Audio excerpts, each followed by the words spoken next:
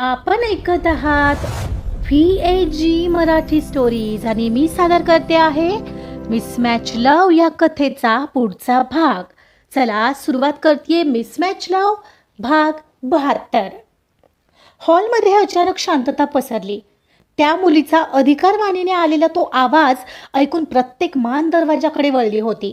लाल रंगाच्या त्या भडक ड्रेसमध्ये ती मुलगी रागापेक्षा जास्त हक्काने स्टेजच्या दिशेने चालू लागली. कार्तिकचा हात गार्गीच्या हातात होता, जो आता आश्चर्याने थोडा सैल झाला होता. ती मुलगी थेट स्टेजवर चढली आणि कार्तिक काही समजायच्या आत तिने त्याच्या गळ्यात हात टाकून त्याला मिठी मारली. हे दृश्य पाहून सगळेच स्तब्ध झाले. गार्गीचाही आवाजला गेला. दादासाहेब, श्रीकांतराव, गायत्री आणि क्षिती आणि श्रियांशीही आश्चर्यचकित झाल्या.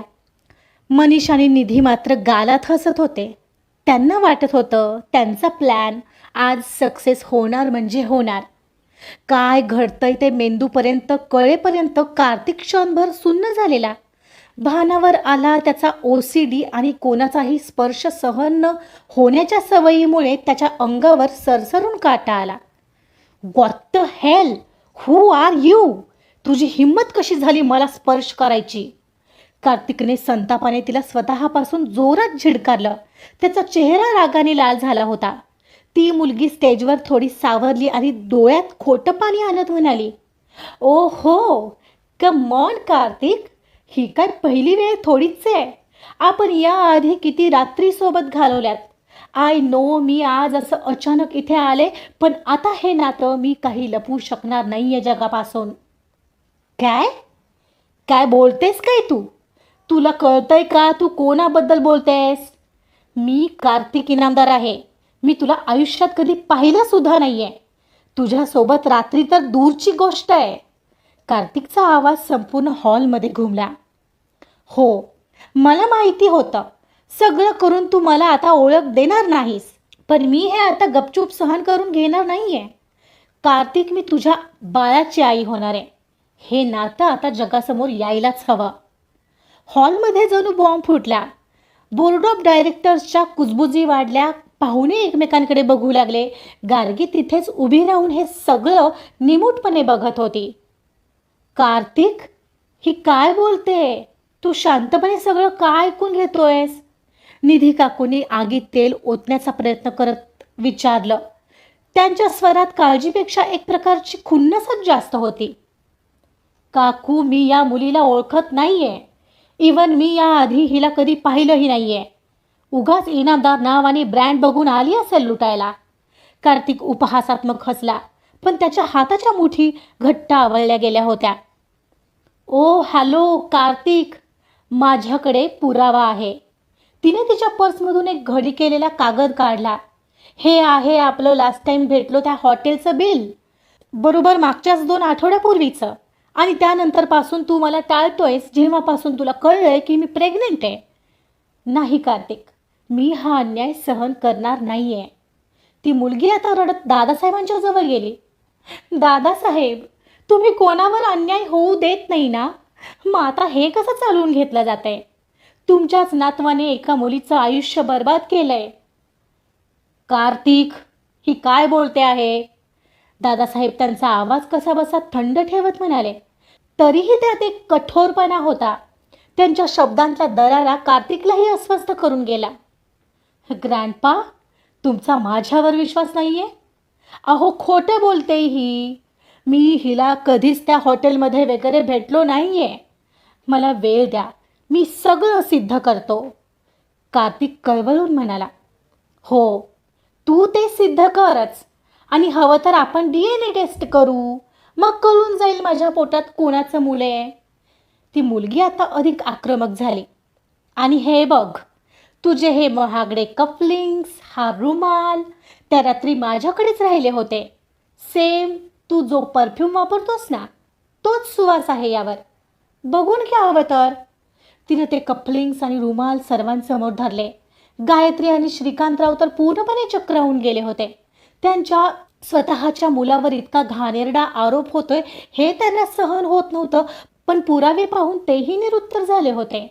हॉलमध्ये उपस्थित असलेले प्रत्येक डोळे आता कार्तिकला दोषी ठरवू लागले होते.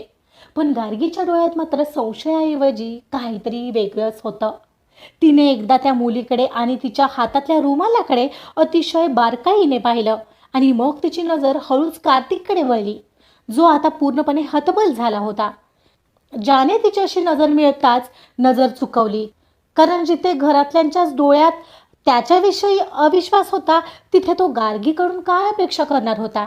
पण एकाएकी तिच्या नजरेत एक वेगळीच धार आली आणि समोरच्या मुलीचं खोटं पकडण्याच्या जिद्दीला ती पेटून उठली.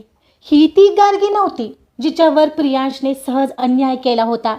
ही ती गार्गी होती जिने गेल्या काही दिवसात कार्तिक इनामदारचा तो खडूस पण अत्यंत तत्वनिष्ठ स्वभाव जवळून अनुभवला होता. कार्तिकने परत एकदा गार्गीकडे पाहिलं आणि तिची ही नजर त्याच्यावर होती. त्याच्या नजरेत गोंधळ होता, पण तिच्या नजरेत ठाम विश्वास. कार्तिक, हे सगळं काय आहे? तुझ्यावर माझा पूर्ण विश्वास होता, पण तू... दादासाहेब पुढे काही बोलणार होते, पण थांबा ग्रँडपा, मला हे पूर्णपणे खोटं वाटत आहे. ही मुलगी नक्कीच काहीतरी गडबड आहे. गार्गीचा आवाज संपूर्ण हॉलमध्ये स्पष्टपणे घुमला. सगळे पाहुणे, बोर्ड ऑफ डायरेक्टर्स आणि घरचे लोक शांत झाले. ती मुलगी थोडी गडबडली. तिने गार्गीकडे रागाने पाहिलं आणि विचारलं, तू कोण आहेस ग मध्ये बोलणारी? मला माझा हक्क हवाय, त्याशिवाय मी इथून जाणार नाही. गार्गी एक पाऊल पुढे आली. तिने त्या मुलीच्या हातातील त्या रुमालाकडे आणि कपलिंग्सकडे एक तिरकस कटाक्ष टाकला. मी याची पत्नी आहे आणि पत्नी म्हणून मला हे जाणून घ्यायचा पूर्ण अधिकार आहे की तू जो दावा करतेस त्यात किती तथ्य आहे. गार्गीने अतिशय आत्मविश्वासाने म्हटलं तसं मनीषच्या चेहऱ्यावरचा रंग आता हळूहळू उडू लागला होता. पहिली गोष्ट, जिथे स्वतः कार्तिक इनामदारलाही माहिती नव्हतं की ही सरप्राईज पार्टी इथे या हॉटेलमध्ये होणार आहे, तर तुला कसं कळलं? याचा अर्थ तू त्याच्यावर वॉच ठेवून आहेस. Am I right? आणि हे जे काही पुरावे तू दाखवलेस ना, हा रुमाल, हे कपलिंग्स, हे त्याच्या कपाटातून कोणीही सहज मिळवू शकतं. गार्गीच्या या एका वाक्याने मनीष काका आणि निधीचे पाय लटपटू लागले. तू काय म्हणतेस गार्गी? तुला खरंच वाटतं हे पुरावे खोटे आहेत? दादासाहेबांनी विचारलं. हो ग्रँडपा, पुरावे खोटे असू शकतात, पण सवयी कधीच खोट्या नसतात, हे मी खात्रीने सांगू शकते. गार्गी स्मित करत त्या मुलीच्या अगदी जवळ गेली आणि तिला म्हणाली, आणि काय ग, तू म्हणालीस ना की मागच्या 2 आठवड्यापूर्वीच तुम्ही पूर्ण रात्र त्या हॉटेलमध्ये सोबत होतात आणि तू याच्या बाळाची आई होणार आहेस. म्हणजे तू याला खूप जवळून ओळखत असशील, नाही? हो, अर्थातच. ती मुलगी आता अधिक आत्मविश्वासाने बोलू लागली. मला सगळं माहिती आहे याच्याबद्दल. याला बेडवर काय आवडतं इथपासून ते सकाळी उठल्यावर याला पहिली ब्लॅक कॉफी लागते इथपर्यंत सगळंच माहिती आहे मला. गार्गीच्या ओठांवर एक उपरोधिक हसू उमटलं. तिने एकदा कार्तिकच्या रागीट पण गोंधळलेल्या चेहऱ्याकडे स्मित करत पाहिलं आणि मग पुन्हा त्या मुलीकडे वळून विचारलं, बरं, मग मला एका साध्या प्रश्नाचं उत्तर दे. जर त्या प्रश्नाचं उत्तर तुला देता आलं ना, तरच मी मान्य करेल की हे जे तू पुरावे दाखवलेत ते खरेत. सांग मग, कार्तिकला रात्री झोपताना रूममधलं वातावरण कसं लागतं? हॉलमध्ये पुन्हा एकदा स्मशान शांतता पसरली. बोर्ड ऑफ डायरेक्टर्स आणि पाहुणे आता उत्सुकतेने त्या मुलीच्या उत्तराची वाट पाहू लागले. कार्तिकला क्षणभर कळेना की गार्गीने हाच प्रश्न का विचारला, पण पुढच्याच क्षणी त्याला त्यांच्यातल्या त्या मिसमॅच नात्याचा सर्वात मोठा मुद्दा आठवला आणि त्याच्या गालात स्माईल आली. हे मला का नाही सुचलं? Okay, it means she is smart. ती मुलगी आता पेचात पडली होती. तिने मनीष काकांकडे पाहिलं, ज्यांना या प्रश्नाचं उत्तर माहिती होतं, पण ते तिला सांगायला विसरलेले आणि सर्वांसमोर सांगूही शकत नव्हते.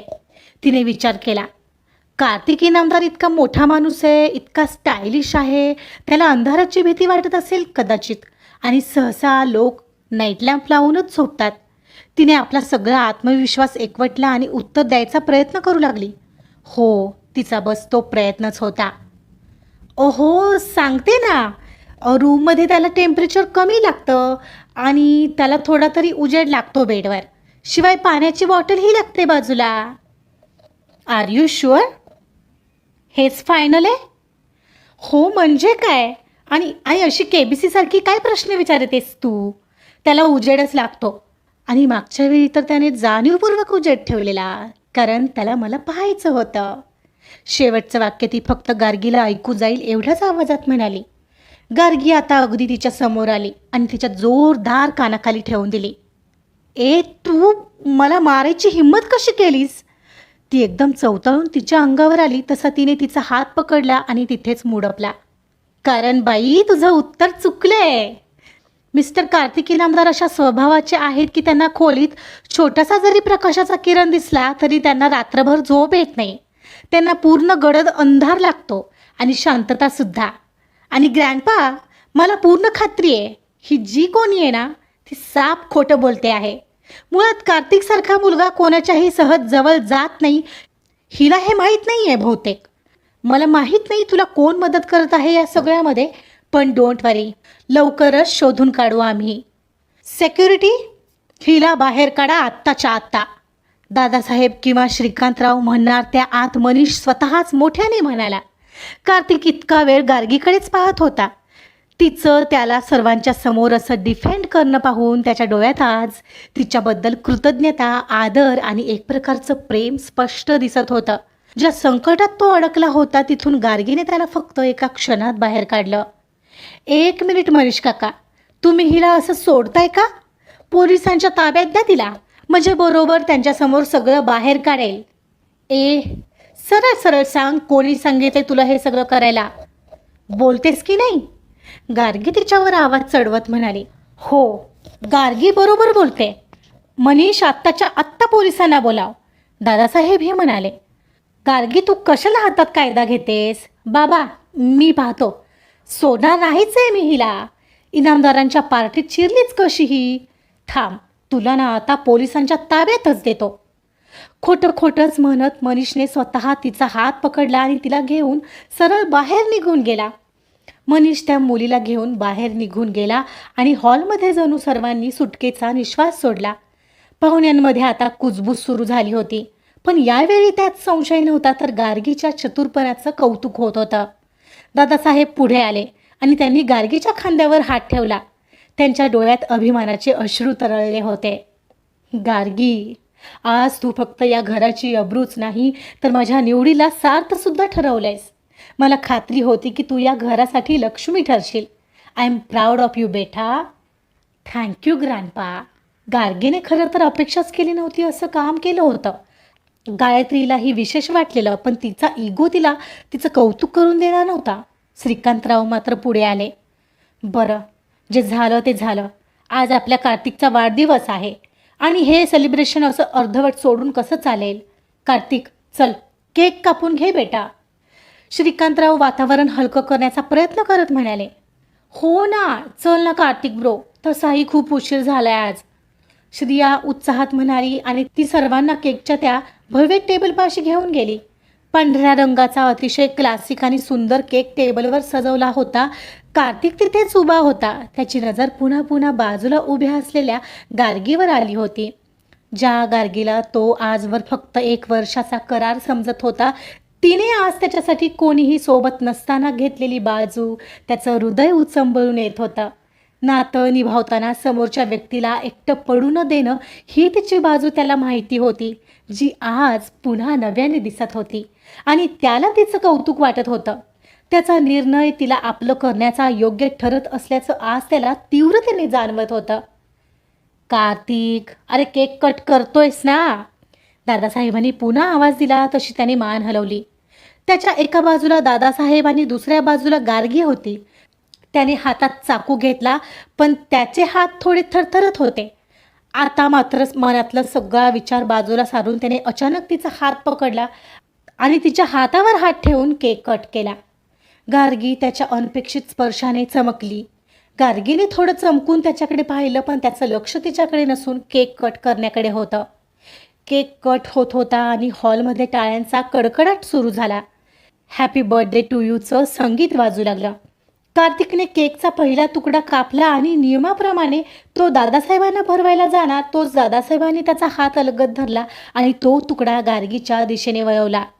पहिली मानकरी ही आहे कार्तिक, आज हिच्यामुळे आपण हे सेलिब्रेशन या आनंदाने करू शकतोय. दादासाहेब ठामपणे म्हणाले. कार्तिकने गार्गीकडे पाहिलं.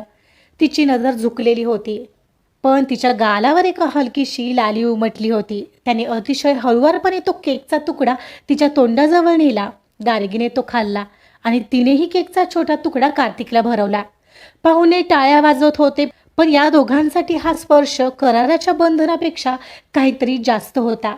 कार्तिकला प्रकर्षाने जाणवलं की तो आता फक्त कार्तिक इनामदार राहिला नव्हता, तर तो गार्गीचा कार्तिक झाला होता. केक कापून झाल्यावर पाहुणे जेवणासाठी बुफेकडे वळू लागले. अनेक बिझनेस क्लायंट कार्तिकची भेट घेऊन त्याचं अभिनंदन करत होते, गार्गीचं कौतुकही करत होते. आणि त्याच्या मनात बस गार्गीचाच विचार होता.